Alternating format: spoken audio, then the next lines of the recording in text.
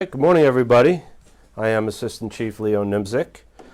Today we're here to announce the arrest of 18-year-old Omarion Ivory for a homicide of a 67-year-old Francis Gennace. Arrest warrant was served yesterday on Ivory at St. Lucie County Jail for while committing a battery. On September 12th, we responded at approximately 9:30 a.m. to Albatross Avenue for a victim of an obvious homicide. During the neighborhood canvass of the neighborhood, we recovered approximately 600 hours of video from residences in the area. Upon reviewing that video, Detective Zamfino, to my right, identified a suspicious person on the street of the victim. And he had been there on the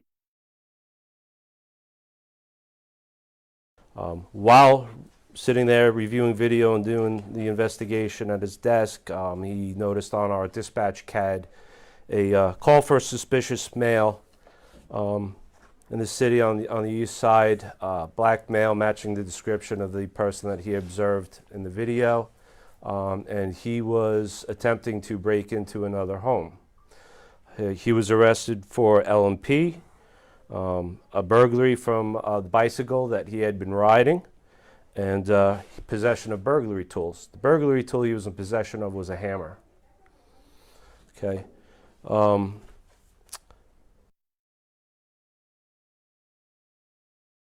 Upon the beginning of the investigation, speaking with the victim's family members, co-workers, the people involved in his life, there were no obvious red flags, there were no obvious suspects developed. Normally a violent crime like this, you know, the suspect is known by the victim. And in this case, that just wasn't happening, it wasn't clicking. So Detective Zamfino, hearing the arrest that had just occurred, had the officers bring suspect into the station. And Detective Nags responded as major case detective, and they started conducting their interview and comparing the video, and they were able to say this, in fact, is the guy we have on the video of the street on the day of the homicide. So all accounts lead us to believe that Mr. Ivory was probably preparing to commit a second homicide that day on a second random act and a second person not known to him. So the quick thinking of Detective Zamfino may have saved another life that day. And we may have had an undetected serial killer in the works. So this is highly unusual for us. We haven't seen a lot of these in Port St. Lucie. It was quite concerning. We came at this case with everything we had. We deployed all of our crime scene capabilities. And ultimately, that hammer that was recovered on Ivory was determined to have our victim's blood on it. Also inside the home, a knife had been moved, and our suspect had a history of relocating kitchen knives within his own residence, and we knew that from his mom. And a knife had been located on our victim's pillow. The knife was not used in the homicide, however, it did have our suspect's fingerprint on it. Additionally, we recovered a shoe print within inside the victim's home that it's still under investigation, but we believe it's going to come back belonging to the shoe being worn by our suspect. So again, the case is a very good case, but it's also a very good example of how crime scene investigation is so important. We did hold this house for several days for processing after the incident. At this point, I'll take any questions. Yes, sir. From 9/12, when he had the call with Mr. Gennace, between 9/12 and 9:20, was this person roaming? So prior to it took a while to narrow down what day and time the homicide took place. Once that was done, the detective was able to establish the suspect approaching the house of the victim, and then later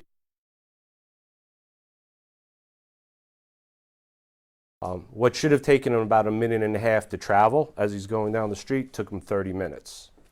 So we know that he more than likely spent 30 minutes on the crime scene. But from September 12th to September 20th, this person was roaming the city free. There was no indication, there was no... Correct. That's why this is so alarming, 100%, yeah. We didn't know who he was until he showed up at the second victim's house. Well, not a victim of a homicide, but let's believe what he was going to do. The suspect's 18 years old. Do you have any information about the suspect's possible juvenile record, if one exists? He does have a juvenile arrest history. That's about all I can say about that. And he has a mental health history. What is his mental health history? The family states that he's paranoid schizophrenic. We don't have that confirmed diagnosis, and he also has a history of Baker Acts.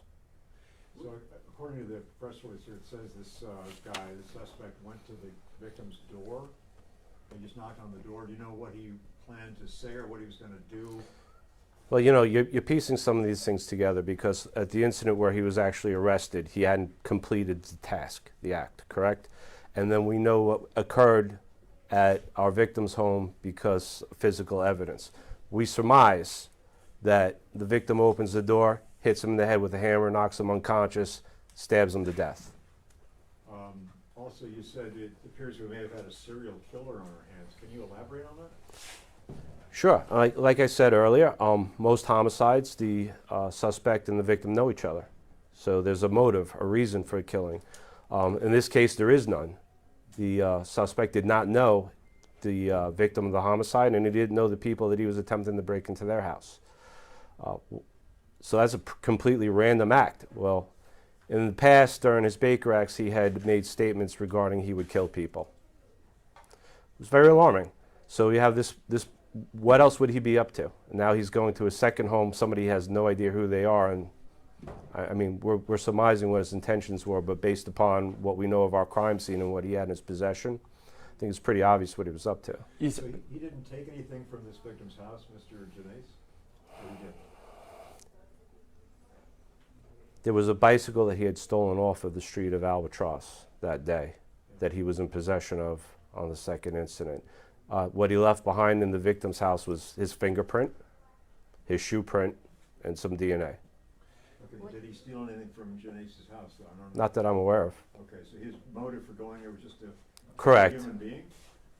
Apparently, yes. That's part of what makes it You so said alarming. a potential serial killer. There are 8 days where he was just roaming the city. What can you tell the public right now? Because Well, we haven't had any other homicides reported during that time period, so we don't have any unsolved crimes during that time. We also don't know what he was doing during that time period.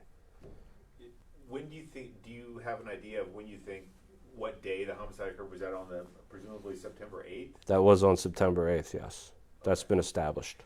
I apologize if you said this, but do you suspect that he used a hammer to attack Mr. Gennace and then? So our victim of homicide had blunt force trauma to the head and multiple stab wounds, approximately 45 stab wounds. And the hammer that you seized from him on September? Our theory is that he uses it to knock out the victim unconscious, and then he stabs him. But that hammer on September 20th, when you sort of took him into custody, The hammer he was in possession of has the victim's blood on it from the 8th. Okay. And that's the one you got from him the 20th of September? Correct. He was still in possession, so what do you think he's going to do with that hammer? He's going to do it again. And there was a knife found on Mr. Gennace's pillow, but the knife was not used. The knife was from within the home, and it was not used in the murder. There was another knife found beside the victim that was used in the crime. We don't know where that knife came from right now. And with all the footage, the hundreds of hours of footage you got, did you see anything that indicated that possibly the suspect was working with anyone else or anybody else was involved? Appears to be acting by himself. is Mr. Ivory from Port St. Lucie? Yes. What do you think of the fact that you got all this 600 hours of video, and what role did that play in helping you catch this guy?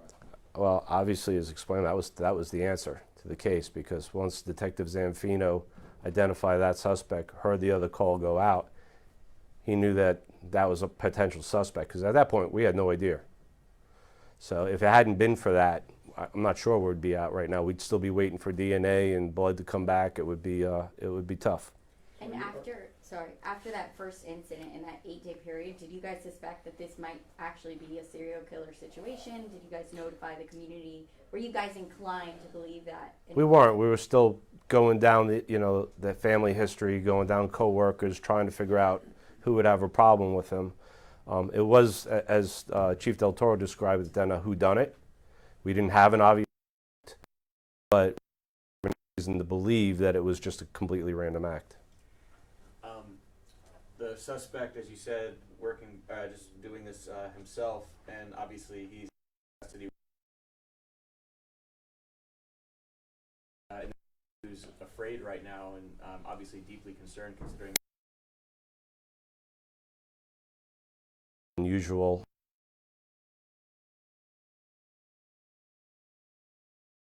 Not concerned.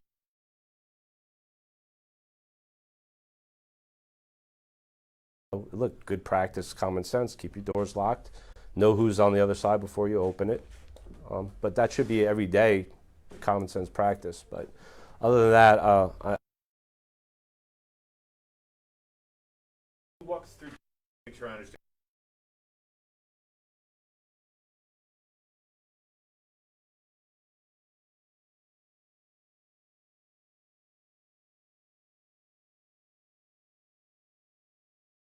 Or when did you guys get the video that was?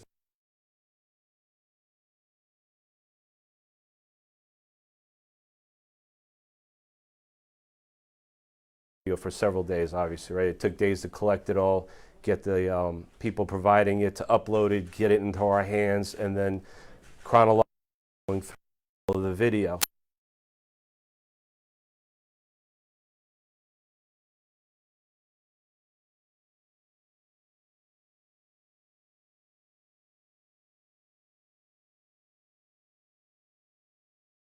Right, what this guy looks like, and then hearing over the radio. So the guy was wearing the same clothes several days.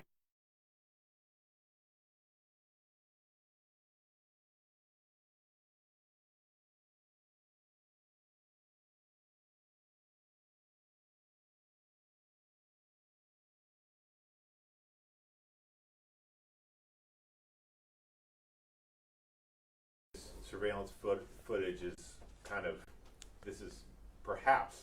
That was the time frame, well, yeah. Okay. And did this all happen in the same neighborhood, or were these homes pretty far apart? Or? Well, the first victim on Albatross was about a mile away from where Ivory lived, and the second location on Landale was about 5 miles from where the suspect lived. Did Ivory make any statements to investigators? He said he wants to wait and see how this plays out before he makes statements. And do you have any information of whether he had actually actively been living at his parents' house? On and off he had, yes. Because you said he was in the same clothes several days later. You know, if he had. He just, he just lived that way. He said he wants to see how this plays out. What is he hoping to learn, you think, before he wants to? Well, I mean, I think, he understands that this is a case of evidence and not a case of eyewitness and not a case where somebody knows, they knew each other. And I think, he wanted to see if we could make a case, and he wasn't going to rat himself out. Did he seem surprised that you guys tracked him down? Did he have any comment at all about, gee, I never thought you'd catch me or anything? I don't think his mind works like you or I. To be quite honest, he's kind of stoic and manic. When you say he's a cold-blooded killer? I would categorize him that way. I mean, to just knock on a random person's door and hit him in the head with a hammer when he opens it and stab him 45 times, yeah, I would say so. How do you think he chose Gennace as a victim? I don't think it was anything but random act. He just knocked on the door and he answered. Why? I don't know what was going on in his mind and why he chose that location. Do you think, is he a suspect in any other unsolved homicides? No. Do you gave tips for people as far as what they can do to protect themselves? Would you encourage more people to have surveillance cameras in and around their home? 100%. We love them because they help us solve crimes, all types of crimes. So the more cameras that are out there, the more information we can get. So yeah, 100%. So fair to say that this home surveillance that you guys got was pretty key in starting you guys. 100%. 100%. Well, yeah. What's your reaction that you caught him before he killed somebody else? Relief. 100% relief, and I'm very proud of everybody that worked on this case, my detectives, crime scene investigators. They went at it nonstop. They met every day on this case, reviewed the information, assigned tasks, and methodically worked through it. And had they not been that organized and task-oriented, we could have had another victim. So I'm very proud of the work this organization did. You said this guy could be a potential serial killer. You agree that he could be a cold-blooded killer. You said this is an unusual case. What's just your reaction about a case like this? You said it's unusual. It's highly unusual, and I'm just relieved that we were able to solve this before we had another victim. I think that was entirely his intention, and I'm just proud of the work that everybody here did, and that's what we do here. And he's not giving you a confession, right? Not yet, but there's always hope.